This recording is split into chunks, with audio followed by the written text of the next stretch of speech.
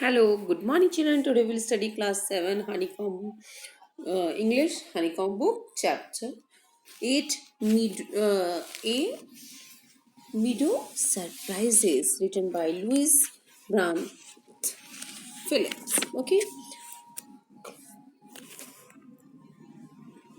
Meadow Surprises. Walk across a green field, a park, or even under a clump of trees. And you will notice many wonderful things. What are some of the surprises a meadow has for someone with a knee, eye, and a sharp ear? क्या कह रहा है इसमें कि आप जब कहाँ मीडो में आप ग्रीन फील्ड्स में जाते हैं, पार्क में जाते हैं और क्लम्प ऑफ ट्रीज बहुत जहाँ बहुत सारे पेड़ हैं वहाँ जाते हैं तो आपने बहुत वंडरफल अच्छी अच्छी चीज़ें नोटिस की होंगी. What are some of surprises. ये जो मीडो है, मीडो मीन्स क्या होता है? एक चारागाह ना, मतलब ग्रासलैंड है, ग्रासलैंड एरिया ऑफ ग्रासलैंड बोलते हैं ना, a limited relative flat area of grass जहाँ पर घास वगैरह रहती है ना, एंड लो वेजिटेशन. उस एरिया में आपने क्या meadow has for someone with keen eyes and sharp ear. वहाँ पर इतनी अच्छी अच्छी सरप्राइजेस हैं. यदि हम उसको आश्चर्य चीज़ें हैं उस मीडो में, यदि हम उसको अपने ध्यान से, कीन आई मीन्स ध्यान से आंखों से देखेंगे और अपने शार्प ईयर से हम सुनेंगे तो हमें पता चलेगा. देखिएगा फर्स्ट स्टैंजास का. Meadows have surprises. You can find them if you look. Walk softly through the velvet grass and listen by brook. अब इसमें मीनिंग बता देती हूँ. मीडो का मीनिंग बनाती हूँ मैंने. ग्रासलैंड एरिया है ना.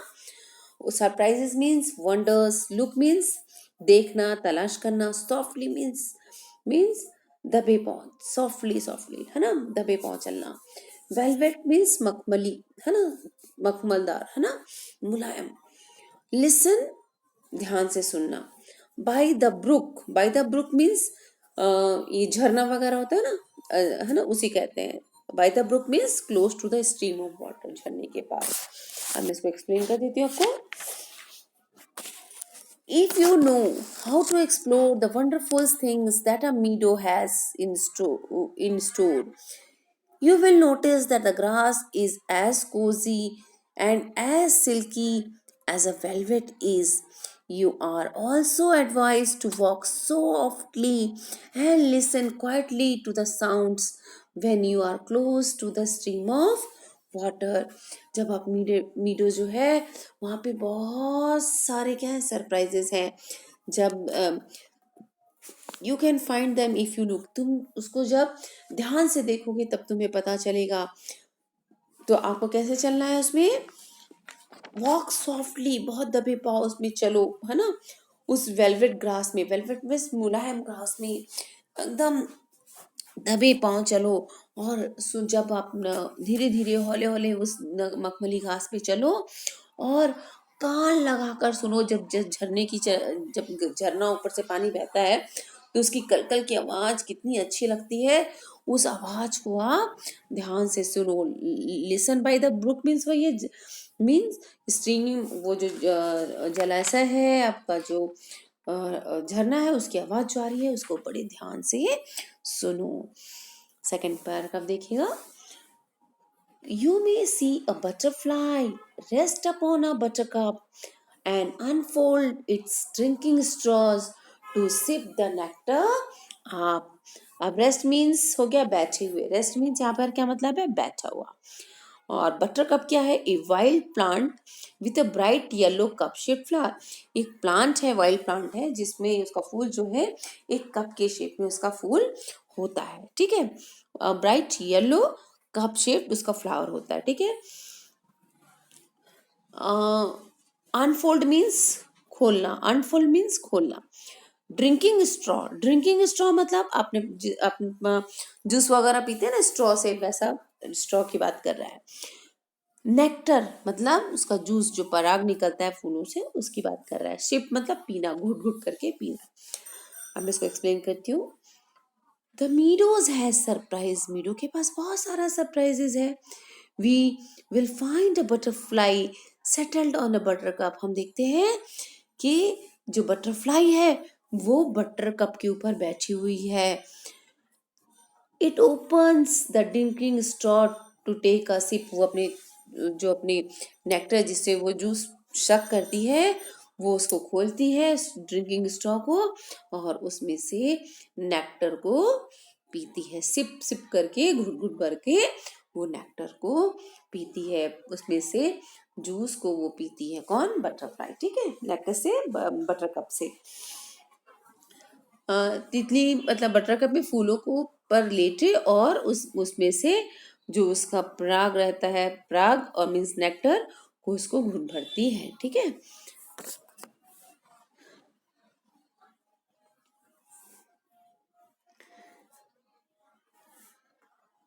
ये वाला हो गया. हाँ, ये दो पैरा स्टैंजा हो गया है. अब देखिए थर्ड स्टैंजा.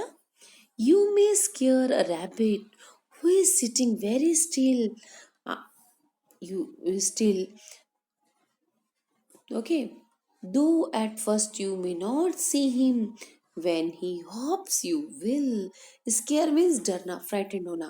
Still मतलब quiet, चुपचाप. Hops means jump करना, है ना. तो you may scare a rabbit. A person who walks through the meadows may frighten a rabbit. जो वहाँ पे जो रैबिट है वो जो चुपचाप बैठी है, हो सकता है जो लोग वहाँ जाए मीडो में वो लोग उसको डरा दे.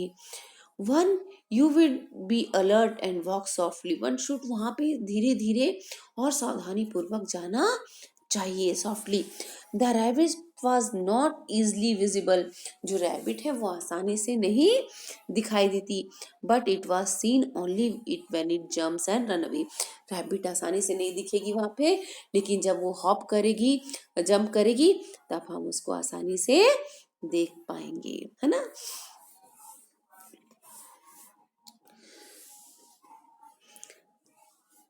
A dandelion whose fuzzy head has golden days ago was turned to airy parachutes that that flutter when you blow. क्या बता रहा है? डेडिलियन मीन्स होता है एक, ये भी एक जंगली प्लांट है. इसका भी कैसे है? वाइट येलो कलर के इसके फ्लावर्स और पत्तियां होती है. ठीक है. इसमें चमकदार पीले फूल होते हैं और दांतेदार पत्तियां. इसकी पत्तियां जो होती है ये मतलब दांतेदार होती है ना. मीन्स आप बोल सकते हो नॉज एजेस होती हैं. चोचीली बोलते हैं ना, उस तरीके से इसकी पत्तियां होती हैं. Fuzzy means soft and fluffy है. रुएदार होते हैं, रुएदार और कागज के जैसे उड़ते हैं ऐसे. फजी मीन्स सॉफ्ट और फ्लफी, रुएदार और कागजी बोलना चाहिए. डेज एगो मतलब कुछ दिन पहले. टर्न टू मतलब चेंज इन टू. ईयरी मतलब मूविंग विथ. ईयरी मतलब हवा के साथ उड़ना, मूविंग विथ एयर. पैरासूट आपको पता है, पैरासूट अम्ब्रेला लाइक रहता है, छतरी है ना. Flutter move, move in the air with like a bird. और हवा में उड़ना जैसे पक्षी अपने विंग्स की मदद से उड़ते हैं. ब्लो मीन्स एक्सहेल करना, फूंक मारना. ब्लो मीन्स फूंक मारना. ठीक है. जैसे कोई डेडिलियन है, डेडिलियन हुज फजी हेड. जिसका जो जो डेडिलियन है उसका क्या है, उसका जो आपका फ्लफी या सॉफ्टी या रुआदार सिर है, कुछ दिन पहले ऐसा लगता था सुनहरा था. कैसा था? और अब बदल गया है. पहले वो सुनहरा था, अब वो बदल गया है. हवाई छतरियों में मीन्स पैरासूट में तुम्हारे फूंक मारते ही वो फड़फड़ाती है. और जैसे ही हम उसको फूंक मारते हैं वो हवा में उड़ने लगती हैं. Okay. Meadow surprises also reveal wildflower plants like the dandelions. It has a soft and fuzzy texture with a shape of an umbrella. उसका कैसा शेप रहता है? वो सॉफ्ट है. डेंडेलियन प्लांट का जो वो है फूल का है वो सॉफ्ट एंड फ्लफी है. उसका टेक्सचर कैसा दिखता है? शेप उसका कैसा? अम्ब्रेला जैसे, पैराशूट के जैसे. A few days ago उसमें एक येलो गोल्डन था, भूरा था, अब वो कैसा हो गया है, but with the ones forceful exhaling, मतलब वो फूक मारने से it starts moving in the air, और वो क्या है, अब हवा में पैरासूट की ऐसा लगता है कि पैरासूट की तरह वो हवा में उड़ रही है। और जब हम ब्लो करते हैं ऑन डेडिलियन में, जब फूक मारते हैं, the sound produce is as if the word, जैसे, और उसमें से आवाज कैसी आती है जब हम फूक मारते हैं, तो जैसे पक्षियों के जो पंख होते हैं फ्लटर करते हैं, वैसे ही आवाज आती है। ठीक है। Explore the meadow house, the burrows in the ground, a nest beneath tall grasses, the aunt's amazing mount. इसमें क्या explore means travel करना, travel through a place in order to learn about, है ना, किसी जगह जाना, चीजें सीखना, that is explore.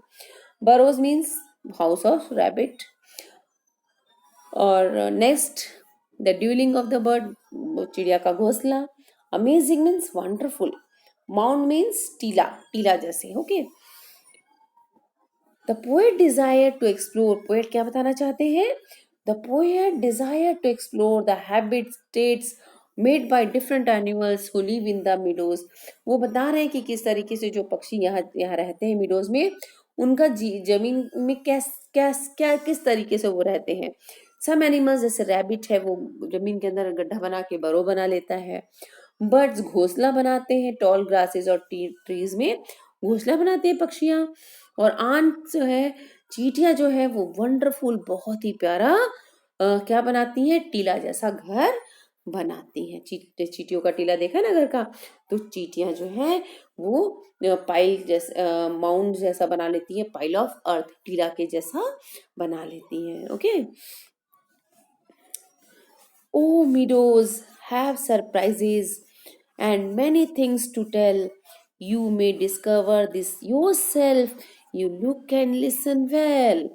क्या कहता है, मीडोज जो है उसके, meadows have hidden life and secrets to be explored and shared. Life जो मीडोज है उसके पास बहुत सारे लाइफ में जो है, एक्सप्लोर्ड मीन्स एक्सप्लोर्ड बताना है ना, ट्रैवल करना, जानना, तो explored and shared it has a strange wild, वहां पर बहुत वाइल्ड प्लांट्स हैं, वाइल्ड एनिमल्स हैं, हैबिटेट्स हैं उनके। One needs to be observant and, एक को क्या चाहिए कि जब उसको ध्यान से ऑब्जर्व करे, उसको ध्यान से ऑब्जर्व करे, and sensitive to the sights and sounds, जो भी साउंड एंड साउंड दे उसको बहुत ही ध्यान से उसको वो देखे। टू इंजॉय मीडो का सरप्राइज को एंजॉय करना है तो उनको उसको बहुत ध्यान से देखना होगा। जो भी वहां पे हुआ है चीजें, वो उसको पता लगाने होगा, और उसके लिए उसको ध्यान से देखेंगे और सुनेंगे, तभी वो मीडो को एंजॉय कर पाएंगे। तो ये कहानी लिखी थी लुइस बर्नार्ड फिलिप्स ने। तो एंजॉय द पोयम, आप इस पोयम को एंजॉय कीजिए। ओके।